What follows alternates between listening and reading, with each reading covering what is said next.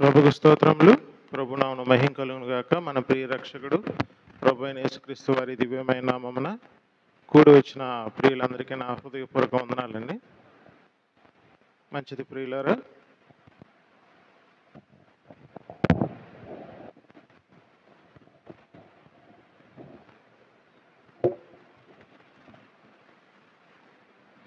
దేవుని వాక్యం చదువుకుందాం.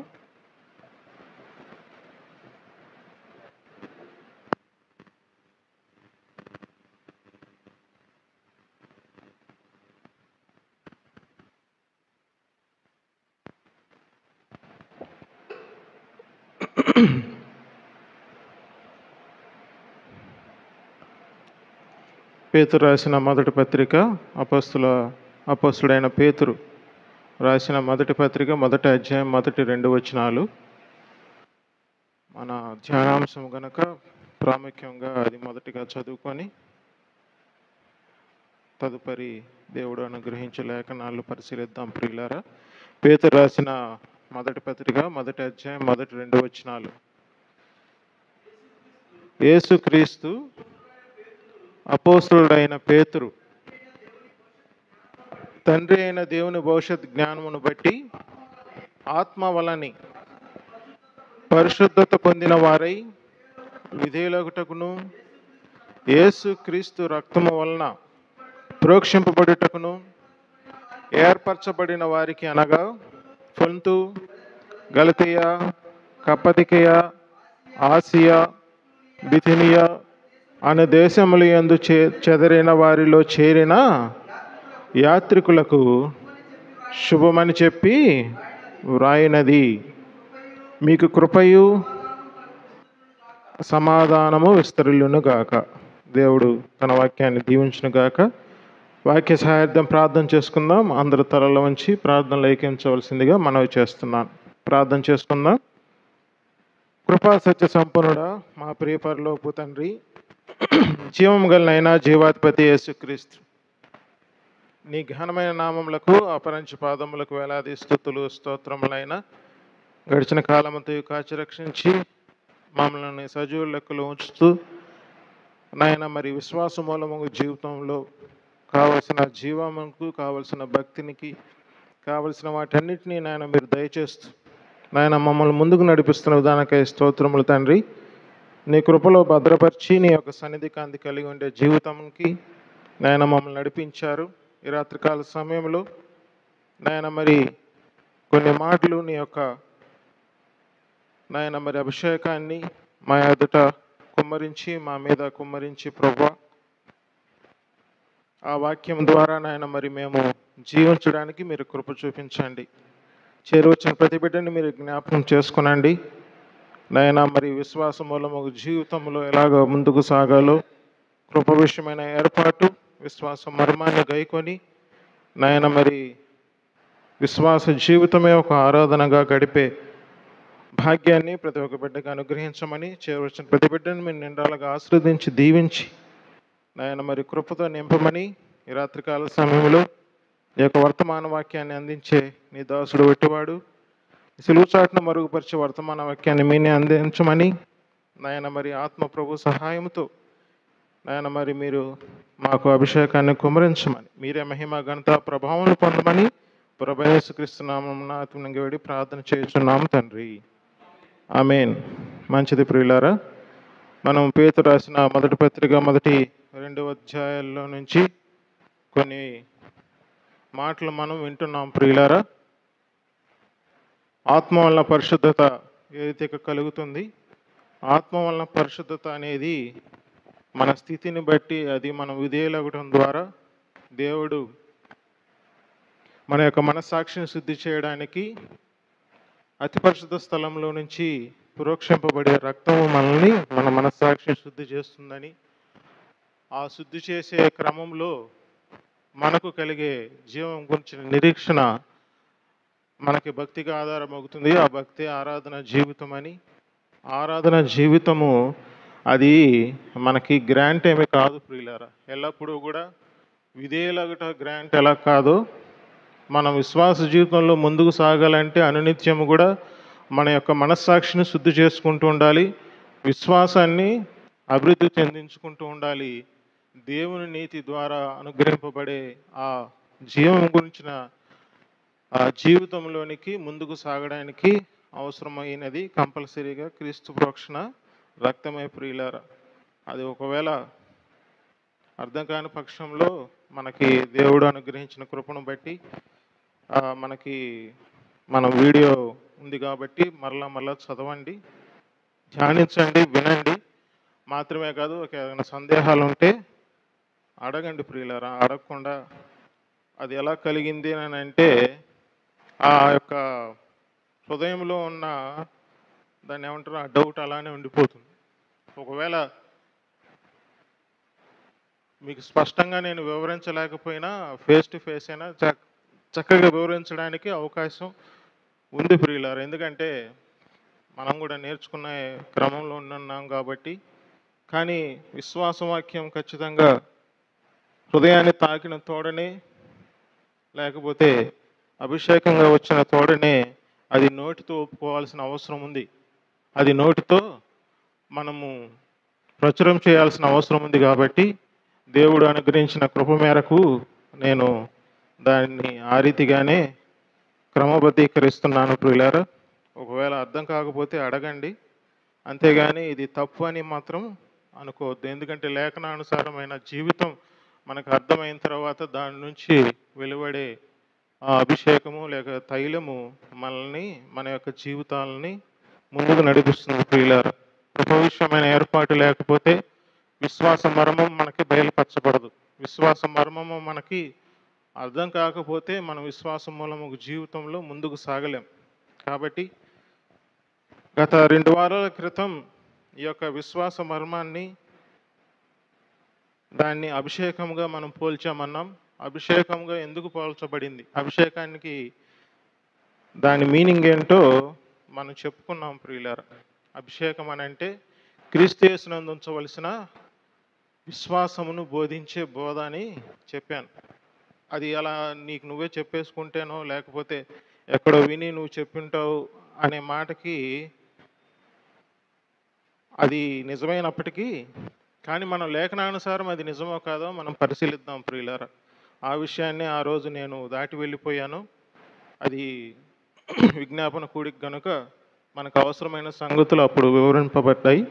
ఇప్పుడు అభిషేకాన్ని మనం క్రీస్తు యేసునందు ఉంచవలసిన విశ్వాసము సంబంధించిన బోధ అని మనం ఎందుకు అనాలనేది మనం చూద్దాం ప్రియులారా. రండి ధ్యానిద్దాం. యోహాను రాసిన మొదటి పత్రిక 5వ అధ్యాయం 9, 10, 11 వచనాలు. యోహాను రాసిన మొదటి పత్రిక 5వ అధ్యాయం 9, 10, 11 వచనాలు. మనము మనుషుల సాక్ష్యం అంగీకరించుచున్నాము కదా, దేవుని సాక్ష్యము మరి బలమైనది. దేవుని సాక్ష్యము ఆయన తన కుమారుని గూర్చి ఇచ్చినదే. దేవుని కుమారుని యందు విశ్వాసముంచువాడు తనలోనే ఈ సాక్ష్యము కలిగి ఉన్నాడు. దేవుని నమ్మనివాడు ఆయన తన కుమారుని గూర్చి ఇచ్చిన సాక్ష్యమును నమ్మలేదు గనుక అతడు దేవుణ్ణి అబద్ధికునిగా చేసిన వాడే. ఆ సాక్ష్యం ఏమనగా దేవుడు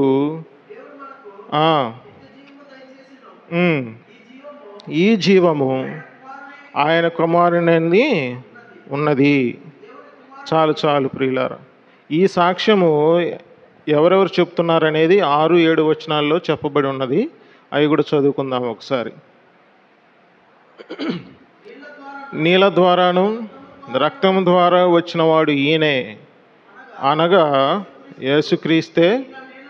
ఈయన నీళ్ళతో మాత్రమే గాక నీళ్ళతోనూ రక్తముతోనూ వచ్చెను. ఆత్మ సత్యము గనుక సాక్ష్యమిచ్చువాడు ఆత్మయే. చాలు ప్రియులారా.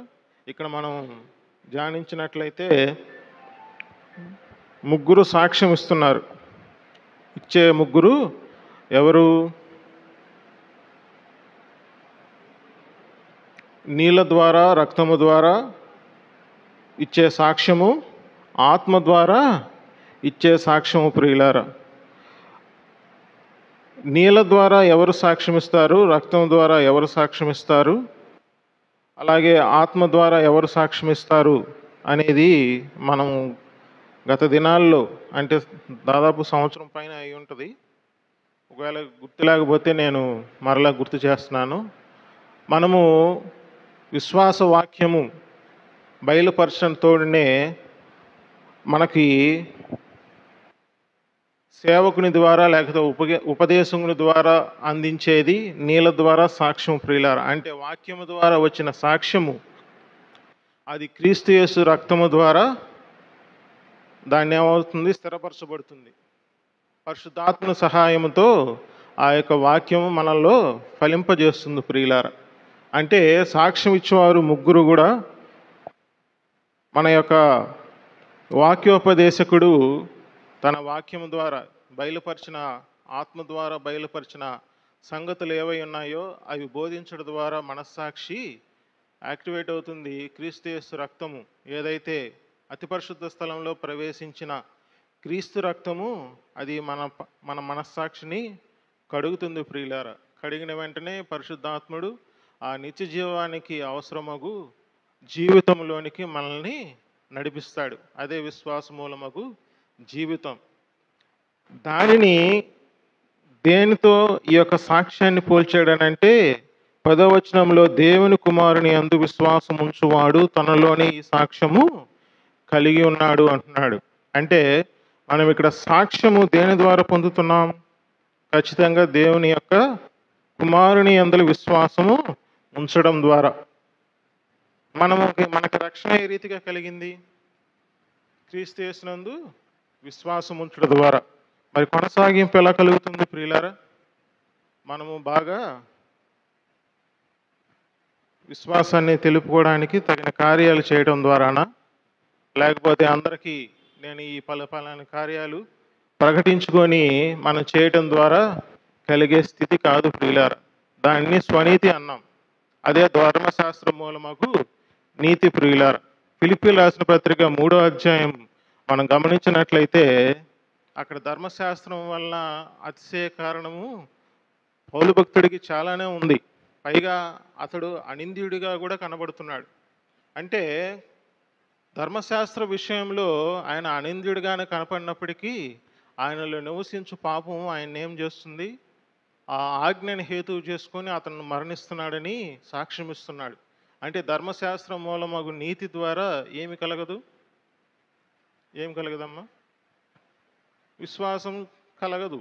ఎందుకంటే ధర్మశాస్త్రం విశ్వాస సంబంధమైనది కాదు ప్రియులారా.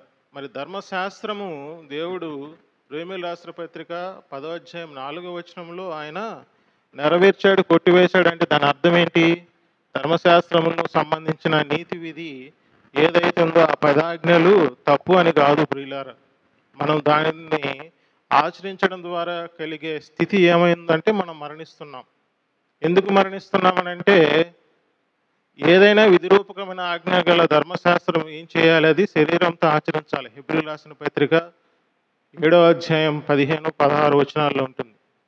అంటే మనం ఏదైనా సరే శరీరంతో ఆచరించేది ప్రతి పరిస్థితి కూడా అది మనకి నీతి కలగదు. ఎందుకు కలగదు? రోమీయులకు రాసిన పత్రిక 3వ అధ్యాయం చూడండి ఒకసారి.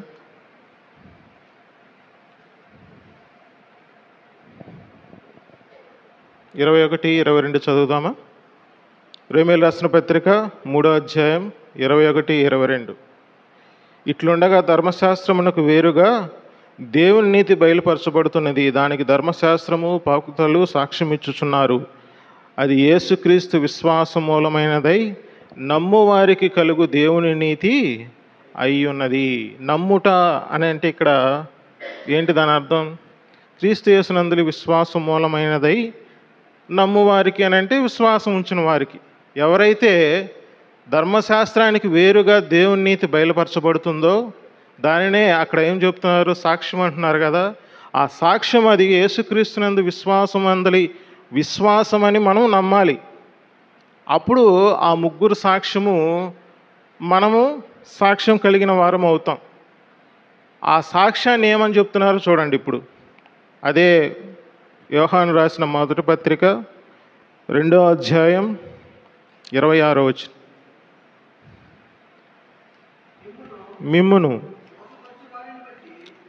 25 20 చదువుదామా? 20. అయితే మీరు పరిశుద్ధుని వలన అభిషేకం పొందిన వారు గనుక సమస్తమును ఎరుగుదురు. 25, 26, 27 చదువుదాం. నిత్య జీవం అనుగ్రహించినదియే ఆయన తానే మనకు చేసిన వాగ్దానము. మిమ్మును మోసపరచు వారిని బట్టి ఈ సంగతులు మీకు రాసి ఉన్నాను. అయితే ఆయన వలన మీరు పొందిన అభిషేకము మీలో నిలుచుచున్నది గనుక ఎవడునూ మీకు బోధింపబడనక్కర్లేదు. ఆయన ఇచ్చిన అభిషేకము సత్యమే కానీ అబద్ధము కాదు. అది అంటే అభిషేకము అన్నిటిని గూర్చి మీకు బోధించుచున్న ప్రకారముగాను ఆయన మీకు బోధించిన ప్రకారము ఆయనను మీరు నిలుచుచున్నారు అంటున్నాడు.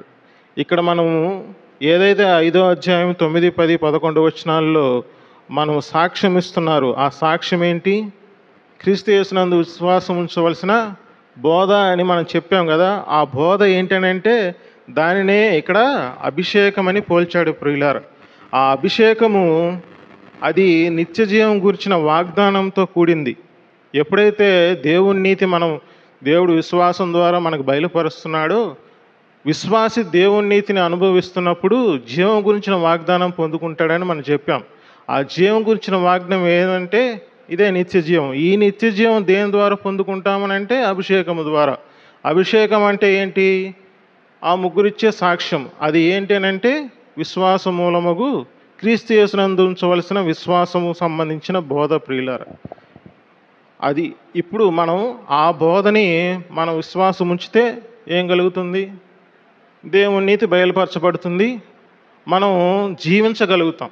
ఎందుకంటే విశ్వాసము ఉంచిన విశ్వాసి అంటే క్రీస్తు యేసునందు ఉంచవలసిన విశ్వాసము ఏం తెలియజేస్తుందంటే 2 విషయాలు తెలియజేస్తుంది. అదే దేవుని నీతి బయలుపరిచే విధానం. ఏంటనంటే నీతిని అంటే నీతిమంతుడు విశ్వాస మూలముగా జీవించాలి కాబట్టి నీతిని బయలుపరుస్తుంది. రెండోది ఏం బయలుపరుస్తుంది అంటే జీవితాన్ని. మరి మనం విశ్వాసం ఉంచిన మనము పరిశుద్ధుల కొరకైన స్వాస్థ్యంలో పాలివారం అవ్వాలంటే జీవించాలి ప్రియులారా. మనం జీవించాలని అంటే ఖచ్చితంగా విశ్వాస వాక్యాన్ని మనం పొందుకోవాలి. ఆ విశ్వాస వాక్యం ఎక్కడి నుంచి వస్తుంది? అభిషేకుని ద్వారా మనకు వస్తుంది. అభిషేకుని ద్వారా వస్తుందా రాలేదా అనేది మళ్ళీ మనకు డౌట్ వస్తుంది. అవునా కదా? అభిషేక్తుడు ఎవరు? ఇంతకీ అభిషేకించబడిన వారు ఎవరు? ఆయన ఏ రీతిగా అభిషేకింపబడ్డాడు, దేని గురించి అభిషేకింపబడ్డాడు అనే విషయాలు మనం కూలంకషంగా ధ్యానించినట్లయితే అది ఎలా పొందుకుంటున్నామనేది మనం తెలుసుకోగలవారం అవుతాం. రండి చూద్దాం అది కూడా.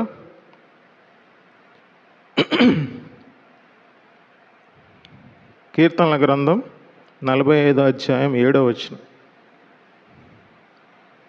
కీర్తనల గ్రంథం 45వ అధ్యాయం 7వ వచనం. కొద్ది తీసిన వాళ్ళు త్వరగా చదవండి ప్రియులారా. కీర్తనల గ్రంథం 45వ అధ్యాయం. కావున దేవుడు నీ దేవుడే హెచ్చించినట్లుగా నిన్ను ఆనంద తైలముతో అభిషేకించి ఉన్నాడు. అది ఎక్కడ మనకి రాసి ఉన్నాడని అంటే హెబ్రీలు రాసిన పత్రిక 1వ అధ్యాయం 7వ వచనం లేదా 9వ వచనంలో రాసి ఉంటాడు. అంటే అభిషేకుని ద్వారా అభిషేకించబడి ఆనంద తైలంతో అభిషేకించారంటే ఎవరిని అభిషేకించారు ప్రియులారా? ఎవరిని చెప్తున్నారు? దేని గురించి చెప్తున్నారు అంటే కీర్తనకారుడు కూడా ప్రభువైన యేసుక్రీస్తు వారి గురించే చెప్తున్నాడు. ఆయన అభిషేకింపబడ్డాడా లేదా అని తెలియజేయడానికి మూలం యొక్క వచనం కూడా మనం చూసినట్లయితే మనకి ఆ వచనం దృఢపరచబడుతుంది. యెషయా గ్రంథం 61వ వచనం చూసినట్లయితే యెషయా గ్రంథం 61వ అధ్యాయం 1వ వచనం ధ్యానించినట్లయితే మనం అక్కడ చూడగలవారం. చూడండి, ఆయన దేనికోసం అభిషేకింపబడ్డాడు, ఆయన మీద ఆనంద తైలం అభిషేకంగా దేని గురించి ప్రోక్షింపబడింది చూడండి ప్రియులారా. ప్రభువు యెహోవా ఆత్మ నా మీదకి వచ్చి ఉన్నది. దీనులకు సువర్తమానం ప్రకటించుటకు యెహోవా నన్ను అభిషేకించెను. దేన్ని అభిషేకించాడు? ఎవరి కొరకు? సువర్తమానం ప్రకటించుటకు దీనులకు యెహోవా ఆత్మ అభిషేకించిందంట. ఎవరినండి? ఎవరిని అభిషేకించారు? లూకా సువార్త 4వ అధ్యాయం 17-18 వచనాలు చూడండి. ఎవరినైతే అభిషేకించినారో ఆయనే ఆ వచనాలు చెప్తున్నాడు. చూడండి ఒకసారి. లూకా సువార్త 4వ అధ్యాయం 17.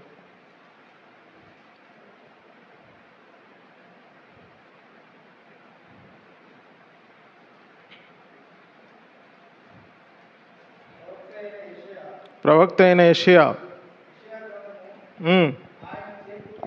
ఆయన చేతికి ఇయ్యబడెను. ప్రభు ఆత్మ నా మీద ఉన్నది, బీదలకు సువార్త ప్రకటించుటకై ఆయన నన్ను అభిషేకించెను. చాలు ప్రియులారు. తర్వాత దానియేలు గ్రంథము 9వ అధ్యాయం 24వ వచనం. దానియేలు గ్రంథం 9వ అధ్యాయం 24వ వచనం.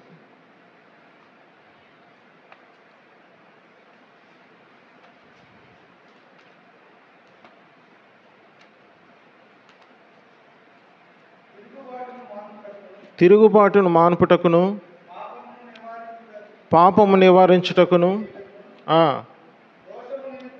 దోషము నిమిత్తము ప్రాయశ్చిత్తము చేయుటకును, యుగాంతముందు వరకు ఉండునట్టి నీతిని బయలుపరచుటకును, దర్శనమును ప్రవచనమును ముద్రించుటకును, అతి పరిశుద్ధ స్థలమును అభిషేకించుటకును,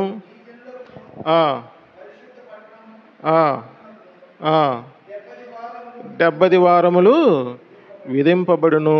25వ వచనం. యెరూషలేమును మరలా ఆజ్ఞ బయలుదేరిన సమయమున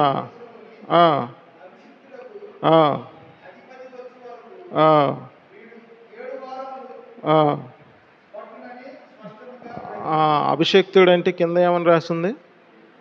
మెస్సియా. మెస్సియా అంటే ఎవరు? మనకు మత్తయి సువార్త 1వ అధ్యాయం 1వ వచనంలో కానీ, తర్వాత యేసు క్రీస్తు అని చెప్పిన ప్రతిసారి కూడా అక్కడ అభిషేక్తుడని కింద రాయబడి ఉంది. అని అంటే లేఖనాలన్నిటిలో ఎవరిని గురించి తెలియపరిచాడని మనం ఇందాక చదువుకున్నాం. క్రీస్తుని గురించి. క్రీస్తు ఎవరు? అభిషేక్తుడు. అభిషేక్తుడు అంటే ఆయన దేని కొరకు ఆయన నియమింపబడ్డాడు? ఆయనకి ఆ తైలముతో అభిషేకించబడింది ఏంటి? దీనులకు లేకపోతే పేదవారికి సువర్తమానము ప్రకటించడానికి. అంటే సువర్తమానము ప్రకటించబడడానికి ప్రభువైన యేసుక్రీస్తు వారు ఎక్కడ నియమించబడ్డాడు? భూలోకం మీదనా, అతి పరిశుద్ధ స్థలంలోనా? చెప్పండి. అతి పరిశుద్ధ స్థలమునందే నియమింపబడ్డాడు. అంటే ఆయన సంకల్పం ఏదైతే ఉందో ఆ సంకల్పంలోనే ఆయన యొక్క సువార్త ప్రకాశము ఉంది ప్రియులారా. అంటే ఆయన సువార్త ద్వారానే, ఆ సువార్త మనము విశ్వసించుట ద్వారా కలిగే సర్వసంపూర్ణత ప్రియులారా. అంటే ఏదైతే కొలస్సీయులకు రాసిన పత్రిక 1వ అధ్యాయం 18-19 వచనాల్లో చెప్పాడో, క్రీస్తునందు సర్వసంపూర్ణత క్రీస్తులో కలగాలని దేవుడు నిశ్చయించాడు. అదే అనాదికాల సంకల్పం. ఆ సంకల్పం ఏంటంటే అభిషేకం ప్రియులారా. అంటే క్రీస్తు ద్వారా సమస్తము కూడా ఏదైతే వ్యర్థపరచబడిన మన వ్యర్థపరచబడింది ఏంటండి? సృష్టి కావచ్చు, మానవుడు కావచ్చు, ప్రతి సమస్తము కూడా, కాలాలు కావచ్చు, అన్నీ కూడా క్రీస్తులో సర్వసంపూర్ణతగా ఆయన చూడాలని ఆయన యొక్క సంకల్పమై ఉంది. కాబట్టి ఆ సంకల్పంలోనే క్రీస్తును కూడా ఆయన అభిషేకించుకున్నాడు ప్రియులారా. ఆ అభిషేకము ఇప్పుడు ఏమైంది? మనకి ప్రస్తుతం ఉంది. ఏం నడుస్తుందని అంటే క్రీస్తు యేసునందు విశ్వాసం ఉంచిన విధానం. ఆ విశ్వాసం ఉంచడం అనేది బోధించే ప్రక్రియే మనకి దేవుని నీతి బయలుపరుస్తుంది. అలా కాకుండా క్రీస్తు యేసునందు విశ్వాసం కాకుండా వేరే ప్రతి బోధ కూడా ఏమని తెలియజేస్తుందని అంటే అది దుర్నీతిని తెలియజేస్తుంది. ఎందుకంటే నీతిని ప్రేమించేవాడు నీతి యందు విశ్వాసం ఉంచుతాడు. ఎవరైతే దుర్నీతి యందు ఒగ్గుతున్నారో లేకపోతే ప్రలోభపడుతున్నారో ఆ బోధందు నిలబడుతున్నారో వారందరూ కూడా ధర్మవిరోధ సంబంధమైన ఆత్మచేత ఫాలో అవుతున్న వారే అవుతారు.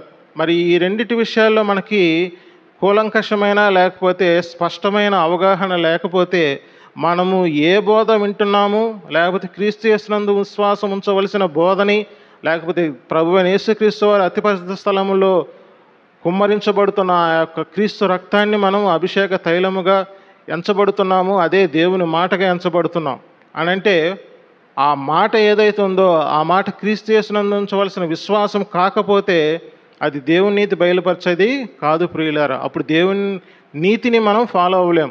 అంటే దేవుని నీతిని మనం ప్రేమించినట్టే, ఆటోమేటిక్గా దుర్నీతి యందు మనము లోనవుతున్నట్టే. మరి ఈ విషయాలన్నీ మనకి జ్ఞానం కలిగి మనం ప్రవర్తించకపోతే మనం ఖచ్చితంగా మనం లోపం కలిగిన వారంగానే ఉంటాం. అభిషేకం యొక్క అర్థము ఏంటనేది మనకి కూలంకషంగా అర్థమైందని అనుకుంటున్నా. అభిషేకం అని అంటే పాత నిబంధన గ్రంథంలో మనం పరిశీలించినట్లయితే నిర్మాకాండం 28వ అధ్యాయం కావచ్చు, 29వ అధ్యాయం కావచ్చు, లేకపోతే సంఖ్యాకాండం కావచ్చు, లేవీకాండం 8వ అధ్యాయంలో కావచ్చు, వాళ్ళందరినీ కూడా అహరోను సంతతి వారిని లేకపోతే అహరోను కుమారులను కూడా వారిని ప్రత్యేకపరిచి యాజకులుగా వారిని నియమించటానికి తైలముతో అభిషేకించమని దేవుడు చెప్తాడు. అంటే దాని అర్థం ఏంటంటే మన జకర్యా గ్రంథం 4వ అధ్యాయం 14 చెప్పినట్లు వాళ్ళు తైలం పోయేవారుగా ఉన్నారంటే వారు అభిషేకం పోసేవాళ్ళుగా ఉన్నారని దాని అర్థం. అంటే అభిషేకం అని అంటే ప్రతిష్ఠించిన వ్యక్తులు ప్రియులారా, అంటే వారికి నియమింపబడిన బాధ్యత అది, ప్రత్యేకింపబడిన బాధ్యత అది. అంటే అభిషేకం అంటే దాని అర్థం అది.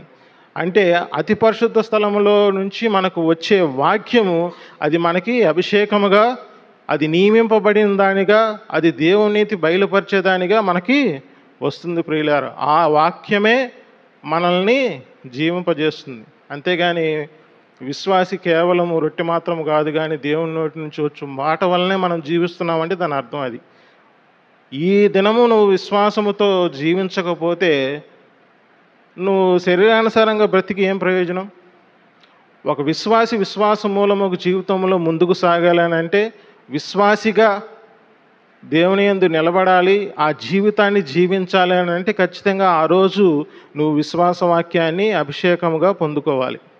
ఇక్కడ అభిషేకం అని ప్రత్యేకించి ఎందుకు అంటున్నానంటే ఆ ప్రక్రియ మనము మన హృదయంలో ఇముడ్చుకోకపోతే మనం ఏ బోధ అనేది ఏంటనేది మనం విమర్శించుకోలేని పరిస్థితిలో ఉండిపోతాం. అక్కడ మనకి ఆ బోధ నిజమైందా కాదా, అది అభిషేకమైందేనా, అది దేవుని నీతిది ప్రదర్శించేదేనా, లేకపోతే దుర్నీతిని ప్రదర్శించేదా అని అంటే మనం దుర్నీతి అనే బోధ ఏంటో మనకు తెలిస్తే ఆటోమేటిక్గా దేవుని నీతి ముందు మనం స్థిరపడ్డామనే విషయాన్ని మనం తెలుసుకోగలవారమవుతాం.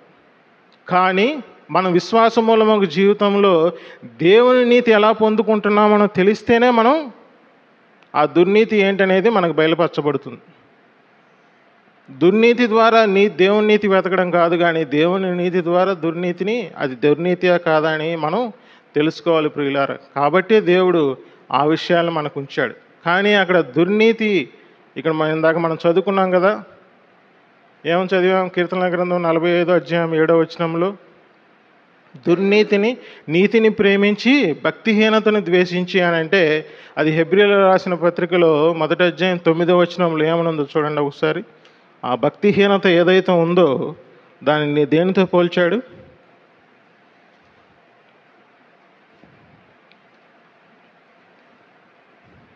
హెబ్రీయులకు రాసిన పత్రిక 1వ అధ్యాయం 9వ వచనం.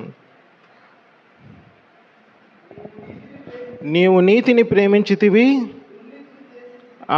దుర్నీతిని ద్వేషించితివి అంటున్నాడు. ఇక్కడ దుర్నీతిని ద్వేషించేది ఎవరు ప్రియులారా? నీతిని ప్రేమించువారు, అంతే కదా. మనం నీతిని ప్రేమించితే ఆటోమేటిక్గా దుర్నీతిని ద్వేషించేవారం అవుతాం. ఎందుకంటే అది దుర్నీతి అని మనకు తెలిసినప్పుడు దాంట్లో ఎందుకు మనం వెళ్తాం? దేవుడు కూడా నీతినే ప్రేమించి దుర్నీతిని ఎందుకు ద్వేషించాడని అంటే ధర్మ విరోధ సంబంధమైన ఆత్మానికి జనకుడు ఎవరు?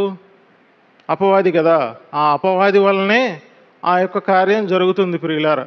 కాబట్టే ఆ దుర్నీతిని దేవుడు మరణకరమైన పాపంగా పోల్చాడు. మరణకరం పాపములు వేరు, వాటి విషయం మనకొద్దు. మరణకరమగు పాపం ఏంటంటే దుర్నీతే ప్రియులారా. ఆ విషయాన్ని మనం ఇందాక చదువుకున్న యోహాను పత్రిక మొదటి పత్రికలోనే ఉంది ప్రియులారా. అది కూడా చూడండి ఒకసారి. యోహాను రాసిన మొదటి పత్రిక 5వ అధ్యాయం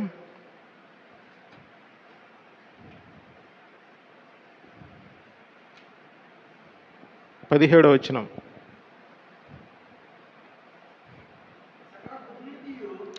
సకల దుర్నీతియు పాపము. చాలు. మరణకరము పాపం కలగదు అని అంటే సకల దుర్నీతి పాపము. ఆ పాపం ఏంటంటే మరణకరమగు పాపమే ప్రియులారా. మరణకరమగు పాపము అని అంటే ఇక్కడ కిందకు వచ్చేసరికి విగ్రహారాధనతో పోల్చి మనం ఏమనుకుంటా ఉంటామంటే, ఆ విగ్రహారాధన చేస్తే లేకపోతే వ్యభిచారం చేస్తే అది మరణకరమగు పాపము అని అంటే, వాటి విషయమై దేవుడు విడుదల ఇచ్చాడంటే అవి మరణకర పాపం ఎలా అవుతాయి? మనము ధర్మశాస్త్రం నుండి విడుదల పొందాము, ధర్మశాస్త్రం విషయమై మనం జీవం కలిగిన వారము కాదు, దాని యందు మృతి పొందామని అంటే ఆ రెండు కూడా ధర్మశాస్త్రకు సంబంధించిన నీతి విధులే. ఆ నీతి విధిని దేవుడు ఎప్పుడో సెలువులో కొట్టివేసినప్పుడు, వాటి విషయమై ప్రయత్నం చేస్తున్నప్పుడు దాన్ని మనం అనుకోగలం? అది చెప్పిన ఆ సువార్తల్లో వచ్చిన భాగం ఏదైతే ఉందో, మనం ఆత్మని ఏమంటున్నాడు? ఆత్మని, పరిశుద్ధాత్మని తోలనాడకూడదు, పరిశుద్ధాత్మని ఎదిరించకూడదు ప్రియులారా. ఎదిరించకూడదు అని అంటే ఏ విషయంలో మనం ఎదిరించే వారంగా ఉంటాం? ఖచ్చితంగా నీతిని ప్రేమించకుండా దుర్నీతిని విషయంలో మనం భ్రమలో పడిపోతేనే ఆటోమేటిక్గా పరిశుద్ధాత్మని మనం దూషించే వారంగా ఉంటాం. కానీ మనం అట్టి వారంగా ఉండకుండా దేవుడు మనల్ని ఏం చేస్తున్నాడంటే అనునిత్యం ఆయన యొక్క రక్తముతో శుద్ధి చేయడానికే దేవుడు మనకి పరలోక రాజ్యం నుంచి ఆయన యొక్క అభిషేక తైలాన్ని మనకి జీవవాక్యముగా క్రీస్తు యేసునందు విశ్వాసం ఉంచవలసిన వాక్యముగా బోధగా మనకి అందిస్తున్నాడు ప్రియులారా. యోహాను సువార్త అదే యోహాను పత్రిక 4వ అధ్యాయం 1వ వచనమును మనం గమనించినట్లయితే, వాళ్ళు ఎవరో చూస్తారు చూడండి. సకల విధమైన దుర్నీతికి కారణకులు ఎవరు? చూడండి. ప్రియులారా, అనేకులైన అబద్ధ ప్రవక్తలు లోకంలో నుండి బయలు వెలుచున్నారు గనుక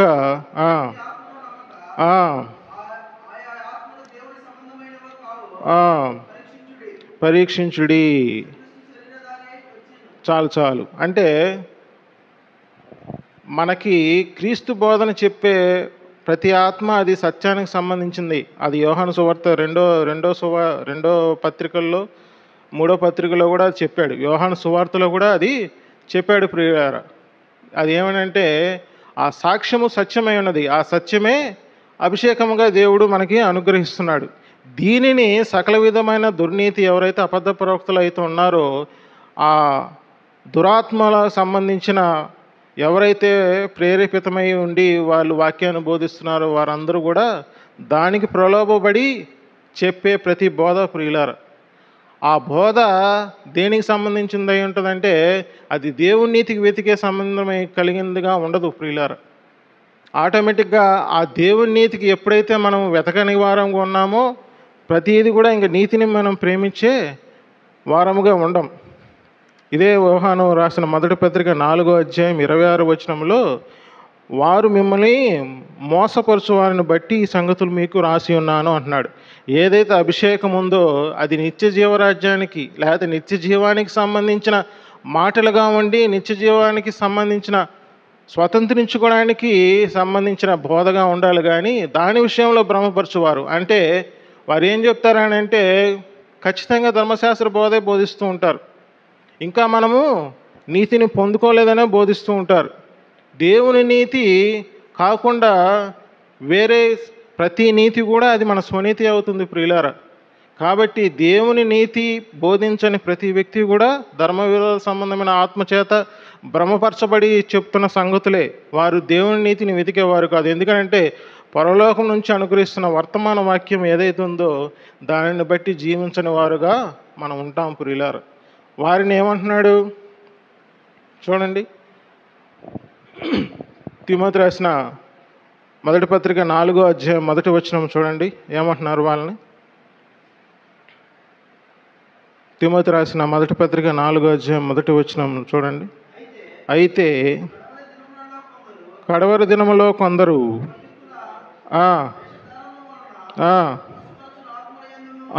మోసపరచు ఆత్మల యందు కొంతమంది ఏం చేస్తారు, అబద్ధ ప్రవక్తలు మోసపరిచే ఆత్మ ద్వారా మనకి దేవుని నీతిని బయలుపరచకుండా వారి యొక్క ఎవరైనా సరే ఒక వాక్యోపదేశకుడు కానీ దైవజనుడు కానీ బోధించే ప్రతి బోధలో కూడా ఏముండాలనంటే దేవుని విషయమైన ఏర్పాటు, అదే విశ్వాస సంబంధమైన దేవుని ఏర్పాటు అనుసరించి బోధ అయి ఉండాలి. ఆ బోధ లేకపోతే విశ్వాస మర్మం రాదు. విశ్వాస మర్మం ఎక్కడి నుంచి వస్తుంది?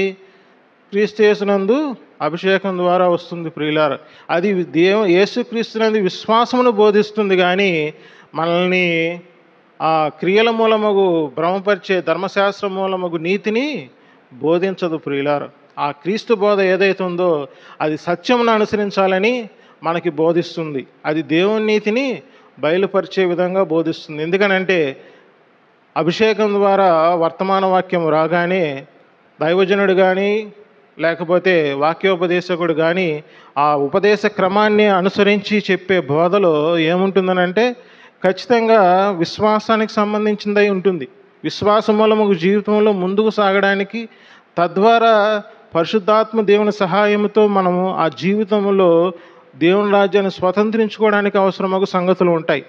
అలా కాకుండా నువ్వు ఇంకా కూడా పరలోక రాజ్యానికి అర్హుడవో కాదో నిన్ను పరీక్షించుకునే జీవితం ఏదైతే ఉందో అది అబద్ధ సంబంధించిన బోధే ప్రియులారు. ఎందుకంటే అబద్ధ ప్రవక్తలు, ధర్మశాస్త్రోపదేశకులు, నికోలాయితీయుల బోధలు లేకపోతే యెజబేలు బోధలు, ఈ బోధలన్నీ కూడా ఏం తెలుపుతున్నాయంటే దుర్నీతి విషయమైన బోధలే.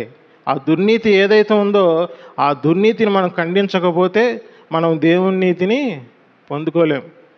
ఆ దుర్నీతిని ఖండించాలంటే ఖచ్చితంగా మనం విశ్వాస జీవితాన్ని అవలంబించాల్సిందే. అది ఏ రీతిగా వస్తుందో మనం దాన్ని, ఆ విశ్వాస క్రమాన్ని మనం ఖచ్చితంగా ఆ రక్షణ జ్ఞానం అన్నాడు దాన్ని. లూకాసు వార్త 1వ అధ్యాయం 75వ వచనంలో రక్షణ జ్ఞానం అన్నాడు. అదే ఫిలిప్పీయులకు రాసిన పత్రిక 3వ అధ్యాయం 9వ వచనంలో ఆయన విశేష జ్ఞానం చొప్పున అంటున్నాడు. దాన్ని తిమోతి రాసిన 2వ పత్రిక 3వ అధ్యాయం 15వ వచనంలో రక్షణార్థమైన జ్ఞానం అంటున్నాడు. ఈ జ్ఞానం అంతా కూడా దాని ముందు మీరు చూసుకోండి, అది క్రీస్తు యేసునందు విశ్వాసం మూలముగా జ్ఞానమే ప్రియులారా. క్రీస్తు యేసునందు విశ్వాసం ఉంచడం ద్వారా కలిగే జ్ఞానమే అది రక్షణార్థ జ్ఞానము. దానినే పరలోకం నుంచి వచ్చే క్రీస్తు సువార్త అభిషేకం ప్రియులారా. ఆ అభిషేకాన్ని మనం గణపరచకపోతే, విధేయులం అవ్వకపోతే ఖచ్చితంగా మనం ఇప్పుడు చదువుకున్న పేతురు రాసిన మొదటి పత్రిక మొదటి రెండు వచనాల్లో మనం కలిగే వారముగా ఉండం. ఎందుకనంటే మనం విశ్వాసం మూలము జీవితంలో జీవించడమే ఒక ఆరాధన అవుతున్నప్పుడు మన యొక్క మనస్సాక్షిని కడిగే ప్రక్రియ వేరే క్రమంలో జరగదు. నీ మనస్సు ఎలా శుద్ధి చేయబడుతుంది? నువ్వు ఇంకా పాపజ్ఞప్తి గల మనస్సాక్షిలోనో, వాతవేయబడిన మనస్సాక్షిలోనో ఉంటున్నావని అంటే విశ్వాస క్రమము నీలో జరగట్లేదు. ఆ విశ్వాస మర్మము నీ యొద్దకు రావట్లేదు ప్రియులారా. ఎందుకంటే విశ్వాస మర్మం వచ్చినప్పుడు నీలో కలిగే, ఆ మనస్సులో కలిగే ఏదైతే నిర్మలత్వమో లేకపోతే ఆ యొక్క దాన్ని ఏమంటారు, మంచి మనస్సాక్షి ఏదైతుందో దానిని అతి పరిశుద్ధ స్థలంలో ప్రవేశించిన క్రీస్తు రక్తం ద్వారా కడుగొనడం ద్వారా మనము పరిశుద్ధులమయ్యే ఆ నిరీక్షణతో పాటు పరలోక రాజ్య జీవితాన్ని మనం జీవిస్తాం. ఎందుకనంటే అతి పరిశుద్ధ స్థలం బయలుపరచబడిన తర్వాత వెలువడే జీవితము మానవునికి లేకపోతే ఒక విశ్వాసికి సంఘముగా దేవుడు మనకు అనుగ్రహించాడు ప్రియులారా. అంతకుముందు ఎందుకు వాళ్ళు ఆచరించలేకపోయారు, అవలంబించలేకపోయారు అని అంటే వారు దేవుని నీతిని ఎలాగ వెతికారు? క్రియల మూలంగా వెతికారు, విశ్వాసం మూలంగా వెతకల. మనకి రోమీయులకు రాసిన పత్రిక 8వ అధ్యాయం 31వ వచనంలో ఖచ్చితంగా స్పష్టంగా ఉంది. వారు దేవుని నీతిని ఎలాగ వెతికారు? నీతికి కారణమైన నియమాన్ని ఎలాగ వెతికారు? వారు క్రియల మూలంగా వెతికారు. క్రియల మూలంగా వెతికితే వచ్చేది ధర్మశాస్త్ర బోధే కదా. ధర్మశాస్త్ర బోధ వలన అలనాడు పరిశుద్ధ లేఖనాలలో బయలుపరచబడిన దేవుని నీతి, ధర్మశాస్త్రము మూలము ప్రతి వచనము కూడా, లేఖనాలన్నీ కూడా క్రీస్తుని గురించి బోధించే బోధ అప్పుడు ఎందుకు వెల్లడి కాలేదని అంటే విశ్వాసం వెల్లడి కాలేదు. గళితీయులకు రాసిన పత్రిక మనం చూస్తే గమనించవచ్చు 5వ అధ్యాయంలో మనం క్లియర్గా ఉంటుంది. విశ్వాసం వెల్లడైన తోడనే మనకు అనుగ్రహింపబడిన దేవుని నీతి ప్రియులారా. విశ్వాస వాక్యము, క్రీస్తు యేసునందు ఉంచవలసిన విశ్వాసం అనేది బయలుపరచబడినప్పుడే అది సంఘముగా మనకి ఆవిర్భింపబడింది. ఆ విశ్వాసం ఏదైతే ఉందో ఆ విశ్వాసం మూలమగు నీతిని వెంటాడడం ద్వారా కలిగే మన యొక్క మనస్సాక్షి పవిత్రత మనల్ని ఏం చేస్తుందంటే విశ్వాస మూలమగు జీవితంలో ముందుకు నడిపిస్తుంది. అని అంటే ఇప్పుడు మనకి అభిషేకాన్ని గురించిన వివరణ ఏమని చెప్పుకున్నాం? క్రీస్తు యేసునందు ఉంచవలసిన విశ్వాసం సంబంధించిన బోధ ప్రియులార, అది ఏ రీతిగా కలిగింది? అది పరలోక రాజ్యం నుంచి అతి పరిశుద్ధ స్థలంలో బయలుపరచబడిన అభిషేకము. అది అభిషిక్తుడు ఎవరు అంటే ప్రభువైన యేసుక్రీస్తు వారు. ఆయన నుంచి వెలువడే సంగతి. అలా కాకుండా వేరేది ఏదంటే దేవుని నీతికి వేరుగా ఏది బయలుపరచబడుతుంది? ధర్మశాస్త్ర బోధ. ధర్మశాస్త్ర బోధ అంతా కూడా ఎందుకు ప్రవేశపెట్టబడింది అని అంటే నువ్వు జీవించకుండా ఉండడానికి. బ్రహ్మపరుష ఆత్మ కానీ, ఆ ధర్మవిరోధ సంబంధమైన ఆత్మ కానీ, ఏదైతే దురాత్మ సంబంధించిన ఆత్మ ఎట్టిదో అది మనిషిని ఏం చేస్తుంది? మొట్టమొదట ప్రేమ లేకుండా చేస్తుంది. అంటే ఆటోమేటిక్గా ధర్మశాస్త్రానికి లోబడిన వాడే అవుతావు. ఎప్పుడైతే లోబడిన వాడిగా అయ్యావో ఆటోమేటిక్గా నువ్వు ఏం అవలంబిస్తూ ఉంటావు? నీ యొక్క జీవితం అంతా ధర్మశాస్త్రం. అంటే కర్మ మూలముగా నీతి ద్వారానే నేను నీతిని వెతుకుతానని ఇంకా ధర్మశాస్త్ర బోధలోనే నిలిచి ఉంటావు. అలా ఉంటే ఏమంటున్నాడు గళితీయులకు రాసిన పత్రిక 5వ అధ్యాయం 4వ వచనంలో? నువ్వు కృపలో నుంచి తొలగిపోతావు అంటున్నాడు. కృపలో నుంచి తొలగిపోతే ఇక నీకు ఏ రీతిగా నీకు ఈ క్రమం ఏర్పడుతుంది? ఏదైతే దేవుని యందు విశ్వాసం ఉంచున్న మనము విశ్వాస సంబంధమైన దేవుని ఏర్పాటు కలగదు ప్రియులారా. ఆ దేవుని ఏర్పాటు విశ్వాస మర్మాన్ని బోధిస్తుంది ఖచ్చితంగా. ఎందుకంటే మనం పత్రికలు ఎందుకు బాగా చదవమని చెప్తున్నామని అంటే క్రీస్తు దేవుని నీతిని బయలుపరిచే విధానం అంతా దేవుడు సంఘానికే బయలుపరిచాడు. ఎందుకనంటే అలనాడు ఎందుకు బోధించలేదు, అలనాడు ఎందుకు లేదనంటే అప్పుడు ఇంకా ధర్మశాస్త్రం కొట్టివేయబడలేదు. ఏదైతే రోమీయులకు రాసిన పత్రిక 10వ అధ్యాయం 4వ వచనంలో చెప్పబడిన ఆ ఓల్డ్ కవెనెంట్ ఏదైతే ఉందో, అంటే పాత నిబంధన ఏదైతే ఉందో అది క్రీస్తు వచ్చిన తర్వాత కొట్టివేయబడింది. కానీ పాత నిబంధనలో అంటే ఓల్డ్ టెస్టిమెంట్లో, అంటే మనం ఆదికాండం నుంచి మలాకి వరకు ఓల్డ్ టెస్టిమెంట్లో వచనాలన్నీ కూడా దేవుని నీతిని బోధిస్తున్నాయి. కానీ వాళ్ళు దేవుని నీతికి ఎందుకు అందుకోలేకపోయారని అంటే ఓల్డ్ కవెనెంట్ ఉంది కాబట్టి, అంటే పాత నిబంధన ఉంది కాబట్టి. ఆ పాత నిబంధనకు లోనగు వారందరూ కూడా దాన్ని బట్టి జీవిస్తారు. ఎవరైనా సరే ధర్మశాస్త్రం మూలంగా జీవించాలంటే దాని మూలంగానే జీవించాలి. దాని మూలంగా జీవించేవాడు దాని వల్లనే నీతి పొందుకుంటాడని క్లియర్గా రాస్తూ, అది ధర్మశాస్త్రం అనేది ఎవరికి విధింపబడలేదు? నీతిమంతుడికి విధింపబడలేదు. ఎందుకంటే నువ్వు ఆల్రెడీ నీతిమంతుడు అయిన తర్వాత జీవించే జీవితం దేవుడు నీకు అనుగ్రహించిన జీవితం. అదే విశ్వాసం మూలమగు జీవితం ప్రియులారా. దాన్నే మనం పరిశుద్ధుల స్వాస్థ్యం అంటున్నాం. కాబట్టి మనం తెలుసుకోవాల్సిన విధానం అనేది మనకు ఒకటి ఉంది. అది బయలుపరచబడకుండా దేవుడు దురాత్మ ఏదైతే ఉందో మనల్ని దూరం చేస్తుంది. ఆ ధర్మ విరోధమైన సంబంధమైన ఆ దురాత్మ అది దుర్నీతి అన్నాడు. ఆ దుర్నీతి సకల విధమైన దుర్నీతి అంటున్నాడు. అపోస్తుల కార్యం గ్రంథంలో గమనించినట్లయితే ఏదో ఉంది 13వ అధ్యాయం 10వ వచనంలో చూడండి ఒకసారి. అపోస్తుల కార్యం గ్రంథం 13వ అధ్యాయం 10వ వచనం. ముగిస్తాను నేను 5 నిమిషాలు. సమస్త కపటముతోను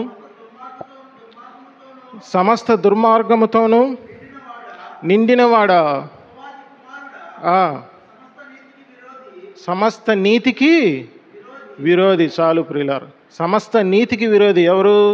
ఈ దుర్నీతి ప్రకటించే ధర్మ విరోధ సంబంధమైన ఆత్మకు మూలముగా ప్రేరేపింపబడిన వారు కూడా క్రీస్తు రక్తంలో కడిగిన వారే. కానీ వాళ్ళు ఏం చేశారు? ఆత్మచేత ప్రేరేపితమై దురాత్మ చేత వారు వాటిని పలుకుతూ ఉంటారు. దాని అర్థం ఏంటంటే ధర్మ విరోధ సంబంధమైన ఆత్మ వారిలో పనిచేస్తుంది ప్రియులారు. కాబట్టి వాళ్ళు విశ్వాస మర్మం ఎరగరు, విశ్వాస సంబంధమైన దేవుని ఏర్పాటు ఇంకా తెలుసుకోలేరు. ఎందుకంటే వాళ్ళు లేఖనాలు పరిశీలించలేరు. ఎందుకంటే వాళ్ళు విశ్వాసమూలమగు జీవితం అంటే ఏంటో ఇంకా వాళ్ళకి బయలుపరచబడలేదు ప్రియులారా. ఎవరైనా సరే గృహ నిర్వాహకుడికి ఖచ్చితంగా ఎవరు ఏం బోధించాలి చూడండి. కొరింథీయులకు రాసిన మొదటి పత్రిక 4వ అధ్యాయం 1వ వచనం చూడండి ఒకసారి. కొరింథీయులకు రాసిన మొదటి పత్రిక 4వ అధ్యాయం 1వ వచనం.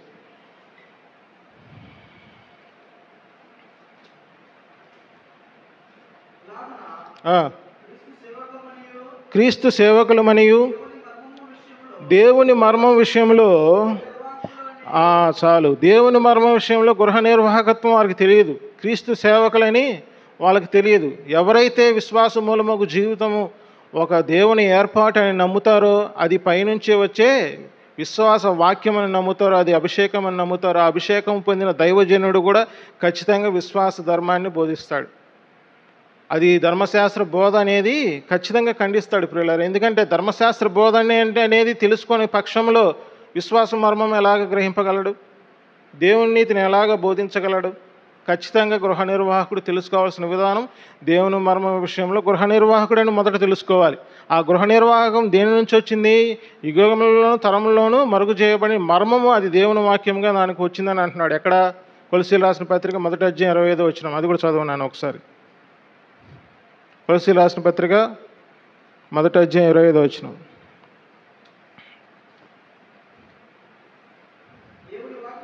దేవుని వాక్యము అనగా యుగములలోను తరములలోనూ మరుగు చేయబడి ఉన్న చాలు ప్రియులారా, మర్మమును సంపూర్ణంగా ప్రకటించుటకు మీ నిమిత్తం నాకు అప్పగించబడిన దేవుని ఏర్పాటు. దేవుని ఏర్పాటు అంటే కింద ఏమనుంది? గృహ నిర్వాహకత్వం అని ఉంది ప్రియులారా. గృహ నిర్వాహకత్వము అంటే దేవుని మర్మాలను బోధించే విషయంలో మనం సేవకులమని మనం గమనించుకోవాలి. ఇంకా ధర్మశాస్త్ర బోధనే మనం బోధిస్తున్నామని అంటే దేవుని నీతి దానిలోని మనం వెతకట్లేదని అర్థం. దేవుని నీతి దానిలో లేదు, ఆ విషయాన్ని మనం ఇంకా గ్రహించుకోలేదని దాని అర్థం ప్రియులారా. ఎందుకంటే విశ్వాస సంబంధమైన దేవుని ఏర్పాటు ఖచ్చితంగా దేన్ని బోధిస్తుంది?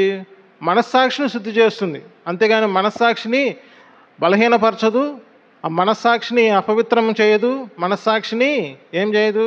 పాపజ్ఞప్తిని చేయదు ప్రియులారా. తిమోతి రాసిన మొదటి పత్రిక 1వ అధ్యాయం 3వ వచనం చూడండి.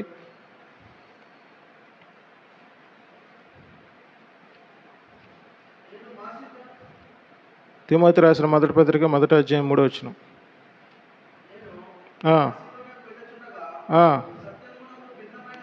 సత్యమునకు భిన్నమైన బోధ చేయవద్దనియు కల్పనా కథలు మితము లేని వంశావళులను విశ్వాస సంబంధమైన దేవుని ఏర్పాటుతో కాక వివాదములతోనే సంబంధం కలిగి ఉన్నవి. చూసావా? మాసిదోనియా వెలుచుండగా సత్యమునకు భిన్నమైన బోధ చేయవద్దు, కల్పనా కథనాలు మితం లేని వంశావళులు చేయకుండా విశ్వాస సంబంధమైన దేవుని ఏర్పాటు అంటే కింద ఏమనుంది? గృహ నిర్వాహకత్వం అని ఉంది. అది మనకి దేవుడు ఉపదేశ సారంగా ఇస్తున్నాడు. ఉపదేశ సారం ఏంటి? 5వ వచనం చూడండి. ఉపదేశ సారం ఏదనగా పవిత్ర హృదయము నుండి, మంచి మనస్సాక్షి నుండి, నిష్కపటమైన విశ్వాసం నుండి కలుగు ప్రేమయే ప్రియులారా. అంటే ఇక్కడ విశ్వాసం అనేది మనకి దేవుడు అనుగ్రహించు నీతినికి పొందినప్పుడు కలిగిన విశ్వాసము కాదు, కానీ మనం విశ్వాసమూలమోగ జీవితంలో జీవించడానికి అవసరమోగ విశ్వాసం.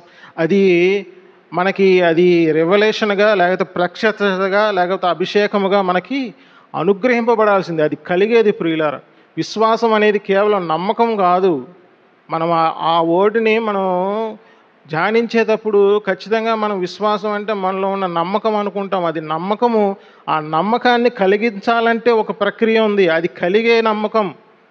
దేవుడు ఆత్మఫలంగా మనకి ఆత్మఫలం అనేది కలిగేది కదా. ఆ కలిగేదాన్ని వరముగా మార్చాలంటే ఖచ్చితంగా విశ్వాసం అనేది మనం ఆత్మఫలం. ఏదైతే ఆత్మఫలంలో 5:22 గలతీయుల రాసిన పత్రికలో చెప్పాడో ఆ విశ్వాసాన్ని మనం రెవల్యూషన్గా తీసుకోవాలి, మనం ప్రత్యక్షతగా తీసుకోవాలి, దాన్ని అభిషేకంగా తీసుకోవాలి. దాన్ని దేవుడు ఏర్పాటు, అది అనేక కాలం ముందే దేవుడు ఏర్పరిచాడు. ఆ సువార్త ప్రకాశమే మనిషిని ఏం చేస్తుంది? అంధకారంలో నుంచి విడుదల చేస్తుంది. ఎందుకంటే దేవుడు విశ్వాసము గలవాడు కాబట్టి ఆయన విశ్వాసంతో పలికే ప్రతి మాట కూడా మానవుణ్ణి, లేకపోతే విశ్వాసిని విశ్వాస జీవితంలోనికి నడిపిస్తుంది. అలా కాకుండా మనం ధర్మవిరోధ సంబంధమైన ఆత్మ మూలముగా, లేకపోతే దురాత్మలు దుర్నీతిని ఏదైతే ఉందో దాన్ని వెంటాడే ఆత్మల మూలంగా మనకి కలగదు ప్రియులారా. ఆ విషయంలో స్పష్టత మనం ఖచ్చితంగా మనం ధ్యానిద్దాం. ఇప్పుడు మనం తెలుసుకోవాల్సింది ఏంటి?